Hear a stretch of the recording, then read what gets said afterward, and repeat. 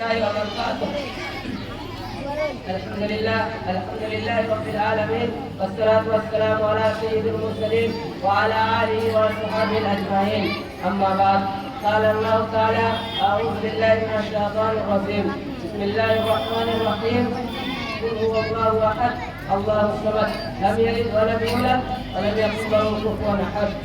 آج کے اس 15 اگست میں میرا موضوع کا نام ہے یوم آزادی. آج کا دن ہمارے دلوں میں ایک خاص جذبہ، ایک فکر، ایک محبت جگاتا ہے. آج ہم سب یہاں جمع ہیں ہندوستان کی آزادی کے دن کو یادگار بنانے کے لیے، جسے ہم یوم آزادی کے طور پر مناتے ہیں. یہ دن صرف خوشی کا دن نہیں، یہ دن ہمیں یاد دلاتا ہے کہ ہمارے بزرگوں نے کتنے سخت جھیلی، کتنے زخم کھائے، کتنے آنسو بہائے اور کتنا قوم قربان کی تاکہ ہم ایک آزاد فضا میں سانس لے سکیں. میرے ساتھیوں، آزادی کا مطلب صرف کاج سے نکالنا نہیں، بلکہ اپنی پہچان، اپنے خیالات، اپنے آپ کو حاصل کرنا ہے. ہمیں یہ یاد رکھنا چاہیے کہ ہم وقت میں سے نکلے جو ہم آزاد بھارت میں پیدا ہوئے، لیکن ہم ایسے بھی لوگ ہوتے جنہوں نے اپنی جان دے کر آزادی میں پائی. ہم تعلیم حاصل کریں گے، ہمیں دوسروں کا احترام کریں گے اور اپنے وطن کو ترقی یافتہ خوشحال پرامن ملک بنائیں گے.